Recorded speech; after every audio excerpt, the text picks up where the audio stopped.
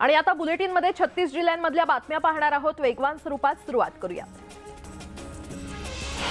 राज्यात मंगळवारी बहुतांश ठिकाणी तापमानाने 40 अंश सेल्सिअसचा टप्पा ओलांडलेला आहे। ठाण्यातील मुरबाडमध्ये सर्वाधिक 44 अंश सेल्सिअस तापमान नोंदवण्यात आले। गेल्या काही दिवसांपासून वाढत असलेल्या तापमानाने मंगळवारी ठाणे जिल्ह्यात नवा उच्चांक नोंदवला। अमरावतीतील नागरिक उकाड्याने हैराण झालेत। अमरावतीत मंगळवारी पारा 44 अंशांवर पोहोचला होता। दरम्यान दुपारच्या सुमारास रस्ते ओस पडल्याचं पाहायला मिळालं। देशातील पूर्व भागात उष्णतेच्या लाटेचा इशारा देण्यात आलेला आहे। सोबतच महाराष्ट्रातील तापमान जैसे थे राहणार असल्याचा अंदाज वर्तवण्यात आलाय। आज मध्य महाराष्ट्रात काही ठिकाणी गारपिटीची शक्यता आहे। सोबतच काही ठिकाणी तुरळक पावसाचा देखील अंदाज आहे।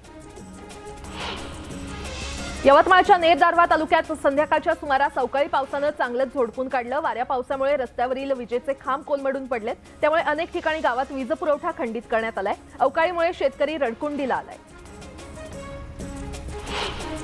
भांडूप संकुलापर्यंत पाणी वाहून आणणाऱ्या जलबोगद्यातून ठाणे इथे होणाऱ्या गळतीच्या दुरुस्तीचं काम पूर्ण झालंय। दुरुस्तीचं काम अवघ्या 18 दिवसांमध्ये पूर्ण करण्यात जल विभागाला यश आलंय आणि त्यामुळे मुंबईमध्ये सध्या सुरू असलेली 15% पाणी कपात रद्द करून 23 एप्रिलपासून पाणी पुरवठा पूर्ववत होणार आहे। नवीन पनवेल इथल्या पंचशील नगर झोपडपट्टीच्या पाठीमागील बाजूला असणारी महाराष्ट्र जीवन प्राधिकरणाची जलवाहिनी फुटल्यामुळे लाखो लिटर पाणी वाया जातंय। इतक्या मोठ्या प्रमाणात पाण्याची नासाडी होत असताना देखील अधिकारी फिरकले देखील नसल्याचा आरोप इथल्या स्थानिकांनी केलाय। राज्यात 15 ऑक्टोबरला सुरू झालेला साखर हंगाम मंगळवारी 18 एप्रिल रोजी आटोपला। 210 साखर कारखान्यांनी 105 लाख टन साखर उत्पादन केलंय। गेल्या वर्षापेक्षा 32 लाख टनांनी साखर उत्पादन घटलंय आणि राज्यात गेल्या वर्षी 137.28 लाख टन इतकं साखर उत्पादन झालं होतं। वाशिमच्या सोनखास इथल्या अमोल गोरे या जवानाला अरुणाचल प्रदेशातील भारत चीन सीमेवर वीरमरण आलेला आहे। त्याच्यावर आज शहरात अंतिम संस्कार करण्यात येणार असून अंत्ययात्रेमध्ये हजारो नागरिक सहभागी होण्याची शक्यता आहे। अजित पवारांना मंगळवारी भेटून गेलेल्या 17 ते 18 आमदारांना राष्ट्रवादी काँग्रेसचे अध्यक्ष शरद पवार यांनी फोन करून चौकशी केल्याची माहिती वरिष्ठ सूत्रांनी दिली आहे। त्यामुळे राष्ट्रवादी काँग्रेसमध्ये सर्व काही ऑलवेल नाहीये असं स्पष्ट संकेत मिळत आहेत। शिवसेनेतील फुटीनंतर पुन्हा एकदा राज्यात ऑपरेशन लोटस राबवलं जाण्याची चर्चा रंगली होती। अजित पवार पक्षाबाहेर पडणार असल्याचं बोललं जात होतं, मात्र भाजपनं ऑपरेशन लोटसचं खंडन केलंय। लोकसभेच्या 48 जागांपैकी महाराष्ट्रातून किमान 45 जागा एनडीएला जिंकायच्या आहेत। त्यासाठी कोणताही धोका भाजप पत्करायला तयार नाहीये। राज्य मंत्रिमंडळाची आज दुपारी 12 वाजता बैठक होणार आहे। या बैठकीमध्ये अवकाळी पावसामुळे झालेलं नुकसान आणि कोरोना स्थितीचा आढावा घेतला जाणार आहे। त्यामुळे आजच्या बैठकीनंतर नुकसानग्रस्त शेतकऱ्यांना मदत मिळणार का याकडे सगळ्यांचं लक्ष लागलंय। आर्थिक वर्षासाठी उपनगरातील स्थानिक विकास कामांसाठीच्या उर्वरित निधी वाटपाला दिलेली अंतरिम स्थगिती उच्च न्यायालयानं 13 जूनपर्यंत कायम ठेवली आहे। वेळेअभावी या संदर्भात दाखल याचिकेवर सुनावणी होऊ न शकल्यानं तोपर्यंत निधी वाटपाला दिलेली अंतरिम स्थगिती देखील कायम राहील असं स्पष्ट केलंय। मुंबई पालिका आणि इतर स्थानिक स्वराज्य संस्था निवडणुका एकत्र लढण्यासंदर्भात काँग्रेस आणि उद्धव ठाकरे पक्षामध्ये चर्चा झाल्याची माहिती आहे। एकत्रित लढल्यास त्याचा फायदा होईल याकडे दोन्ही पक्षातील नेत्यांनी लक्ष वेधलं। भाजप आमदार नितेश राणे अहमदनगर दौऱ्यावर होते। यावेळी त्यांनी स्थानिक आमदार संग्राम जगताप यांच्यावर निशाणा साधला। अहमदनगरमध्ये एका विशिष्ट समाजाकडून हिंदू व्यापाऱ्यांवर हल्ले केले जात असल्याचा आरोप राणेंनी केलाय। या प्रकाराला स्थानिक आमदार खतपाणी घालत असल्याचं देखील नितेश राणे यांनी म्हटलं। अहमदनगरमध्ये हिंदूंवर अन्याय होत असून हिंदूंची बाजू समजून घेण्यासाठी अहमदनगरला आलो असल्याचं नितेश राणे यांनी म्हटलंय। तर गृहमंत्री फडणवीसांना आणि महसूल मंत्री राधाकृष्ण विखे पाटलांना सर्व प्रकरणाची माहिती देणार असल्याचं देखील त्यांनी सांगितलं। केंद्रीय मंत्री अनुराग ठाकूर यांनी वसई विरारमधील समस्यांचा आढावा घेतला। यावेळी त्यांनी पाणी कपात आणि इतर मुद्द्यांवर पालिका अधिकाऱ्यांना खडे बोल सुनावले। आमदार संतोष बांगर यांनी फोनवरून धमकी दिल्याचा पुन्हा एक व्हिडिओ व्हायरल झालाय। मजुराच्या दवाखान्याचा खर्च न उचलणाऱ्या गुत्तेदाराच्या प्रतिनिधीला फोनवरून संतोष बांगर यांनी दम दिला। बीडच्या माजलगावात कुख्यात गुंड अतिक अहमदचं बॅनर झळकलंय। शहीद म्हणून उल्लेख केल्यानं खळबळ उडाली असून हे बॅनर लावणाऱ्यावर कारवाईची मागणी होतीये। मुक्ताईनगर तालुक्यात बाजार समिती निवडणुकीची रणधुमाळी सुरू आहे। आज पार्श्वभूमीवर राष्ट्रवादीनं अंतुर्ली इथे मेळावा भरवला। यावेळी रोहिणी खडसेंसह महत्त्वाचे नेते उपस्थित होते। भुसावळमधील बोदवड कृषी उत्पन्न बाजार समितीच्या प्रचाराला जोरदार सुरुवात झाली आहे। ठिकठिकाणी मेळावे घेतले जात आहेत। एकनाथ खडसे यांनी राष्ट्रवादीमध्ये पक्षप्रवेशानंतर ही कृषी उत्पन्न बाजार समितीची पहिली निवडणूक असल्याने या ठिकाणी प्रतिष्ठा पणाला लागली आणि याच पार्श्वभूमीवर वरणगाव इथे राष्ट्रवादीचे आजी माजी आमदारांच्या आणि पदाधिकाऱ्यांच्या उपस्थितीमध्ये या ठिकाणी शेतकऱ्यांचा मेळावा संपन्न झालाय। बीडच्या अंबाजोगाईतील डोंगर पिंपळा गावात चहाच्या टपरीच्या गाळ्यासाठी 30 लाखांची बोली लागली। आपापसातील वादामुळे लाखभर रुपयाची बोली 30,000वर गेली। तर आपल्याकडे 30 लाख नसून राजकीय हेतूपोटी गाळा मिळवण्याचा प्रयत्न सुरू आहे आणि तो हाणून पाडण्यासाठी आपण इतकी मोठी बोली लावल्याचं त्यांनी म्हटलं। मुंबईत रेल्वेच्या तिन्ही मार्गावरील स्थानक आणि नव्या मार्गिका उभारणीच्या कामांसाठी MUTP 3A प्रकल्पाच्या कर्ज उभारणीसाठी राज्य सरकारने मंजुरी दिली आहे। 7,000 कोटींचं कर्ज उभारण्यात येणार असून यात अत्याधुनिक सिग्नल यंत्रणेचा देखील समावेश असणार आहे। बेस्ट बसवर लावलेल्या जाहिरातीमुळे पारदर्शक पट्ट्या झाकल्या गेल्याची गंभीर दखल RTOने घेतली आहे। यानंतर शहरात धावणाऱ्या अशा 114 बसवर दंडाची कारवाई करण्यात आली आहे। मुंबईत वेस्टर्न रेल्वेवरील खार ते विलेपार्ले दरम्यान असलेली वेगमर्यादा हटवण्याचा निर्णय प्रशासनाने घेतलाय। त्यामुळे या भागात 80 किलोमीटर वेगाने लोकल धावणार असल्याने अतिरिक्त लोकल फेऱ्या वाढू शकतात। नवी मुंबईतील मेट्रो मे अखेरीस धावण्याची शक्यता आहे। बेलापूर ते पेंधार अशा पहिल्या मार्गावर मेट्रो सुरू करण्याच्या दृष्टीने सुरक्षा विभागाने हिरवा कंदील दिल्यानंतर ही सेवा मे अखेरीस सुरू होऊ शकते। भंडारा जिल्ह्याच्या मोहाडी तालुक्याअंतर्गत येणाऱ्या वरठी जिल्हा परिषद शाळेमध्ये जिल्ह्यातील पहिली स्टेम लॅब शाळेत उभारण्यात आलेली आहे। आमदार राजू कोरमारे यांच्या हस्ते या स्टेम लॅबचं उद्घाटन करण्यात आलं। पुणे जिल्ह्यात एकूण 12 अनधिकृत शाळा असून जिल्हा परिषदेच्या शिक्षण विभागाने या शाळांची यादी जाहीर केली आहे। सर्वाधिक 4 अनधिकृत शाळा हवेली तालुक्यात आहेत आणि या शाळांमध्ये प्रवेश न घेण्याचं आवाहन प्रशासनाने केलंय। संभाजीनगर जिल्ह्यातील फुलंब्री तालुक्यातील मोलदेवाडी इथला शेतकरी पाटाच्या पाण्यापासून वंचित आहे। मोबदला देऊन सुद्धा पाणी मिळत नसल्याने शेतकरी संतप्त झालाय। ठाण्यातील घोडबंदर रोड इथल्या बिझनेस पार्कला आग लागली होती। सुदैवाने आगीमध्ये कोणतीही जीवितहानी झाली नाही। अग्निशमन दलाने अथक प्रयत्नानंतर या आगीवर नियंत्रण प्रस्थापित केलं। जळगावच्या काशीबाई कोल्हे विद्यालयाजवळील एका मीटर रूमला शॉर्ट सर्किटमुळे आग लागली। अग्निशमन दलाच्या पथकाने ही आग वेळीच नियंत्रणात आणल्याने मोठा अनर्थ टळला। परभणीत महावितरणाच्या लोंबकळणाऱ्या विद्युत तारांना टेम्पोतील कडब्याचं घर्षण झाल्यामुळे कडब्यासह टेम्पोनं पेट घेतल्याची घटना घडली आहे। सेलू तालुक्यातील कानडमध्ये ही घटना घडली। अजित पवार आणि त्यांच्या पत्नी सुनेत्रा यांच्याशी संबंधित असलेल्या कंपनीविरुद्ध MSC बँक घोटाळा प्रकरणी ईडीने नुकतेच आरोपपत्र सादर केलं होतं। यावर आज विशेष PMLA कोर्टात सुनावणी होणार आहे।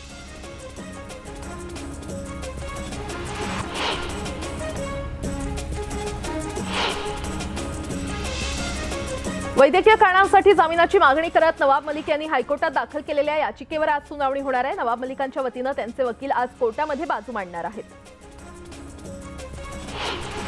दापोली येथील रिसॉर्ट बांधताना पर्यावरण कायद्यांचं उल्लंघन, मनी लॉन्ड्रिंग केल्याचा ठपका अनिल परबांवर ठेवण्यात आलेला आहे आणि या प्रकरणी आपल्या विरोधात दाखल गुन्हा रद्द करण्यासाठी अनिल परब यांनी मुंबई हायकोर्टात याचिका दाखल केली आहे। राज्य निवडणूक आयोगाविरोधातील दाखल याचिकेवर सुनावणी होणार आहे। सुप्रीम कोर्टाच्या आदेशानंतरही स्थानिक स्वराज्य संस्थांच्या निवडणुका न झाल्याने याचिकाकर्त्यांचे वकील प्रकाश आंबेडकर यांनी आक्षेप घेतलाय। कोरोना काळातील टोल वसुलीच्या नावाखाली MPLने RBI कंपनीचा 71 कोटी रुपयांचा फायदा करून दिल्याच्या आरोपावरून याचिका दाखल करण्यात आली आहे। यावर मुख्य सचिवांना यावर स्वतः प्रतिज्ञापत्र दाखल करण्याचे आदेश कोर्टाने दिले। डॉक्टर नरेंद्र दाभोळकर हत्या प्रकरणी आरोपपत्र दाखल झालं असून हा खटला निकालाच्या दिशेने पुढे सरकतोय। या प्रकरणी CBIने केलेल्या तपासावर आणि सध्या सुरू असलेल्या खटल्यावर न्यायालयीन देखरेखीची आवश्यकता नाही असं उच्च न्यायालयाने म्हटलंय।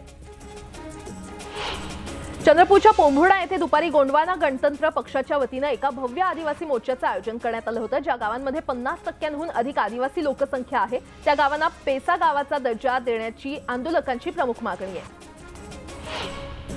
भिवंडीतील वाशेरे गावच्या हद्दीमध्ये शेतकऱ्यांच्या जमिनी विकासासाठी घेऊन त्यांचं भाडं देण्यास कंपनी टाळाटाळ करत असल्याने शेतकऱ्यांनी कंपनीच्या गेटवर रास्ता रोको आंदोलन करण्याचा प्रयत्न केला। मात्र पोलिसांनी घटनास्थळी धाव घेत वृद्ध शेतकऱ्यांना धक्काबुक्की करून बाजूला हटवलं। पोलिसांचा हा व्हिडिओ सोशल मीडियावर व्हायरल होतोय। छत्रपती संभाजीनगरमध्ये कौटुंबिक वादातून 2 गटात हाणामारी झाल्याची घटना घडली। या प्रकरणी बिडकीन पोलीस ठाण्यात गुन्हा दाखल करण्यात आलाय। परभणीच्या तिरोडा परिसरात एका टेम्पोनं 2 दुचाकींना धडक दिली। या अपघातात एकाचा जागीच मृत्यू झाला असून एक जण गंभीर जखमी झालाय। टेम्पोनं या वाहनांना 200 ते 300 मीटरपर्यंत फरफटत नेला आणि या प्रकरणी पोलीस फरार टेम्पो चालकाचा शोध घेत आहेत। छत्रपती संभाजीनगर रोडवरील नक्षलवाडी गावाजवळ भरधाव वेगाने जाणाऱ्या डंपरनं मोटारसायकल आणि कारला धडक दिली। या अपघातात पिता पुत्राचा मृत्यू झालाय तर आई गंभीर जखमी झाली आहे। राज्यातील रस्ते अपघातांमध्ये वाढ झाली असून जानेवारी-फेब्रुवारी या 2 महिन्यात तब्बल 5675 अपघात झाल्याचं समोर आलंय। वाहतुकीच्या नियमांचं उल्लंघन करून वेगानं वाहन चालवणं, वाहन चालवताना मोबाईलचा वापर करणं, सीट बेल्ट न वापरणं किंवा ओव्हरटेक करणं, लेन कटिंग यामुळे अपघात झाल्याचं बोललं जातंय। समृद्धी महामार्गावर अतिवेगानं वाहन चालवणं आणि निर्धारित वेळेच्या आत गंतव्यावर पोहोचल्यास कारवाई करण्यासाठी महाराष्ट्र राज्य रस्ते विकास महामंडळ आणि प्रादेशिक परिवहन विभाग यांच्याकडून बूम बॅरियर ही स्वयंचलित वाहन निरीक्षण यंत्रणा सज्ज करण्यात आलेली आहे। वाहन चालक नियोजित वेळेआधी पोहोचल्यास सायरन वाजेल आणि बूम बॅरियरचं फाटक उघडणार नाही। वसई शहरात वीज गळतीमुळे होणारं नुकसान टाळण्याच्या महावितरणाच्या प्रयत्नांना यश आलेलं आहे। मागील काही महिन्यात 19.20% असलेली वीज गळतीचं प्रमाण आता 18% आणलंय। कोल्हापूर जिल्ह्यातील शाहूवाडी आणि सांगली जिल्ह्यातील आष्टा या 2 ठिकाणी एमआयडीसी सुरू करण्याला उद्योग विभागानं तत्वतः मान्यता दिलेली आहे। तसंच मजले येथे नियोजित ड्राय पोर्टसाठी लागणारी जमीन एमआयडीसी मार्फत महामार्ग प्राधिकरणाला हस्तांतरित करण्याचा निर्णय देखील घेण्यात आलाय। म्हाडाच्या कोकण मंडळाच्या 4654 घरांच्या सोडतीतील विरार बोळींजमधील 2048 घरांना अत्यल्प प्रतिसाद मिळालाय। अनामत रकमेसह अर्ज जमा करण्यासाठी आता अवघे 4 दिवस शिल्लक असून या घरांसाठी सोमवारी रात्री 9 वाजेपर्यंत अनामत रकमेसह केवळ 326 अर्ज जमा झाले। भिवंडी तालुक्यातील खाडीपार इथली धोकादायक पाण्याची टाकी पाडण्यात आली आहे। ही टाकी कोसळून दुर्घटना घडण्याची शक्यता होती। वाशिमच्या जैन मंदिरातील भगवान पार्श्वनाथ मूर्तिलेपन प्रक्रियेला दुसऱ्यांदा सुरुवात झाली आहे। दुसरी लेपन प्रक्रिया 7 दिवस चालणार आहे। खबरदारीचा उपाय म्हणून प्रशासनानं मंदिर परिसरात कलम 144 लागू केलंय। मुक्ताईनगर तालुक्यातील खामखेडा पूर्ण नदीवरील पुलावर 10 महिन्यात 19 जणांनी आत्महत्या केली आहे। या पुलावर प्रशासनानं उपाययोजना करत जाळी बसवावी या मागणीसाठी स्वाभिमानी शेतकरी संघटनेनं आंदोलन केलं। जळगावच्या बोदवड तालुक्यातील चिखली बुद्रुक गावात मक्याच्या शेतात वीज पडली। यात 1 एकर शेतातील मका जळून खाक झाला। त्यामुळे शेतकऱ्याचं 50 ते 60 हजारांचं नुकसान झालं असून तात्काळ पंचनामा करून मदत देण्याची मागणी करण्यात आली आहे। अंबरनाथ पालिकेतील 2 लाचखोर कर्मचाऱ्यांना एसीबीनं अटक केली। घरपट्टी लावून देण्यासाठी 15 हजारांच्या लाचेची मागणी करण्यात आली। यावेळी 2 हजारांची लाच स्वीकारताना एसीबीनं अटक केली। यातील एका आरोपीला यापूर्वी देखील एसीबीनं अटक केली होती। तमाशा कलावंतांची पंढरी म्हणून ओळख असलेल्या पुणे जिल्ह्यातील नारायणगाव येथील ग्रामदैवत मुक्ताबाई देवस्थानच्या यात्रेचा मंगळवारी 3रा दिवस होता। मंगळवारची रात्र गाजली ती नेत्रदीपक शोभेच्या दारूकामामुळे। त्यामुळे रात्री 9 ते 12 असं तब्बल 3 तास हे दारूकाम रंगलं। विविध रंगीत तोफा, रंगीत झाडं, भुईचक्र, धबधबे असे तब्बल 150 पेक्षा जास्त प्रकार आणि विविध रंगी आतिषबाजी या निमित्तानं यात्रेकरूंना अनुभवता आलं। पुण्याच्या नारायणगावमध्ये मुक्ताई देवी आणि काळोबा देवाचा यात्रोत्सव सुरू आहे। तमाशा कलावंतांचं माहेरघर अशी या यात्रोत्सवाची ओळख असून तमाशा कलावंतांचे कार्यक्रम पाहण्यासाठी लोकांनी तुफान गर्दी केली होती।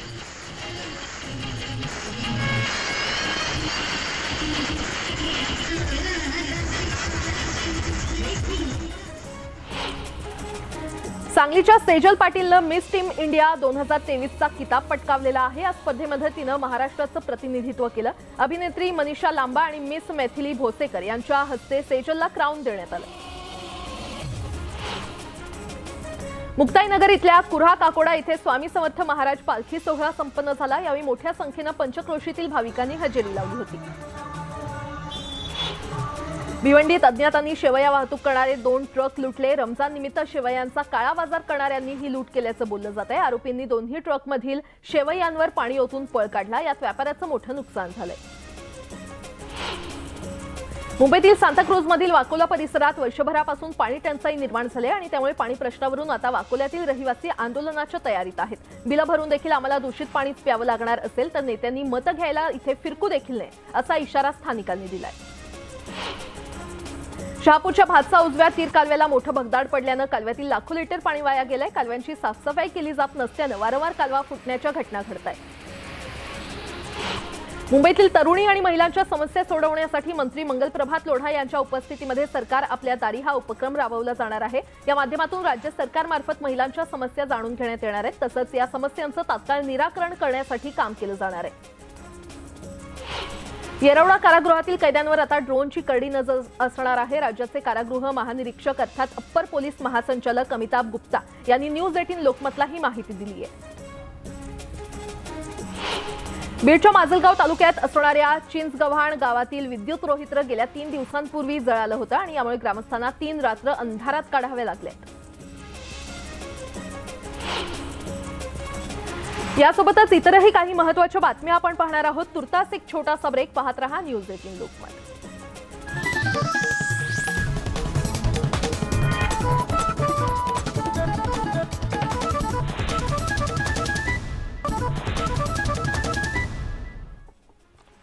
ब्रेक नंतर आपलं स्वागत आणि आता पुन्हा एकदा बातम्या पाहूयात वेगवान स्वरूपात। उपमुख्यमंत्री देवेंद्र फडणवीस यांनी कामकाज करतानाचा एक फोटो ट्विट केलेला आहे। राज्यात मोठ्या प्रमाणावर शिल्लक राहिलेल्या काम मार्गी लावत असल्याचं त्यांनी फोटो ट्विट करून दाखवून दिले। अंडरवर्ल्ड डॉन छोटा राजनला मोठा धक्का बसलाय। त्याचा जवळचा साथीदार संतोष सावंत याला सिंगापूरमधून भारतात आणण्यात आलेला आहे। केंद्रीय तपास यंत्रणा आणि मुंबई क्राईम ब्रांचने ही कारवाई केली आहे। उरण शहरातील महावितरणाच्या डीपीला अचानक आग लागल्यानं तारांबळ उडाली। अग्निशमन दलाच्या जवानांनी ही आग नियंत्रणात आणली, मात्र या आगीत डीपी जळून खाक झालाय। त्यामुळे उरणमधील वीज पुरवठा बंद करण्यात आला होता। घराचं बांधकाम सुरू असताना विजेचा धक्का लागून 16 वर्षीय मुलाचा मृत्यू झाल्याची घटना बीडच्या माजलगावमध्ये घडलेली आहे। घरावर पाणी मारण्यासाठी मोटर सुरू करत असताना विजेचा धक्का लागून मुलाचा दुर्दैवी मृत्यू झाला। चंद्रपूरच्या पोंभुर्णा येथे आदिवासी बांधवांचं आंदोलन सुरू आहे। ज्या गावात 50% अधिक आदिवासी आहेत त्यांच्यासाठी पेसा कायदा लागू करण्याची मागणी करण्यात आली आहे। या मागणीसाठी पोंभुर्णा येथे भव्य आदिवासी मोर्चा काढण्यात आला। गोंदियात मौजा कोटजारोंभा ते नवेगाव बांधाकडे जाणाऱ्या मार्गावर जनावरांची अवैध वाहतूक करणाऱ्यांवर कारवाई करण्यात आली आहे। कत्तलीसाठी नेल्या जाणाऱ्या 8 जनावरांची सुखरूप सुटका करण्यात आली असून 2,82,000चा मुद्देमाल जप्त करण्यात आलाय। कारण नसताना आपल्याबद्दल गैरसमज निर्माण केला जातोय असं स्पष्टीकरण अजित पवार यांनी दिलंय। तर आम्ही राष्ट्रवादीसोबतच असून चर्चांमध्ये काहीही तथ्य नसल्याचं अजित पवार म्हटलेत।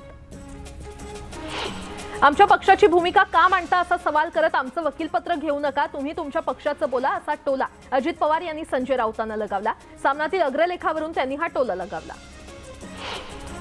अजितदादांविषयी अफवा पसरवल्या गेल्या, त्याला पूर्णविराम मिळाला। महाविकास आघाडीचे आम्ही चौकीदार आहोत। महाविकास आघाडी टिकावी, वाढावी, भक्कम राहावी यासाठी आम्ही चौकीदारी करत आहोत। त्यात अजित पवारही आहेत अशी प्रतिक्रिया संजय राऊत यांनी दिली आहे। अजित पवारांनी आज जे काही वक्तव्य केलं ते फुल स्टॉप नसून कॉमा आहे। यापुढे अजूनही काहीही होऊ शकतं असं उदय सामंत यांनी म्हटलंय। तर शुगर वाढल्यानं हे ऑपरेशन तुर्तास पुढे ढकललं गेल्याचं सूचक वक्तव्य शिंदे गटाचे प्रवक्ते नरेश म्हस्के यांनी दिलंय। काहीही झालं तरी माझ्या बिचाऱ्या भावावरचं खापर फोडलं जातं अशा शब्दात सुप्रिया सुळेंनी अजित पवार यांची पाठराखण केली आहे। जे नाणं चालतं त्याच नाण्याला भाव दिला जातो। शरद पवारांवर देखील असे आरोप करण्यात आले होते असं देखील सुप्रिया सुळे म्हटलेत।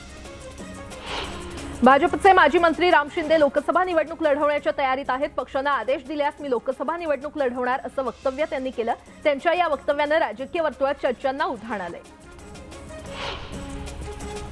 शिवसेना पक्षाचे आमदार राजन साळवी हे पत्नी, भाऊ, 2 मुलांसह अलिबाग तालुक्यातील लाचलुचपत प्रतिबंधक विभागाच्या कार्यालयामध्ये चौकशीला सामोरे गेले। यावेळी आमदार साळवी आणि त्यांच्या कुटुंबियांची सुमारे 8 तास चौकशी करण्यात आली।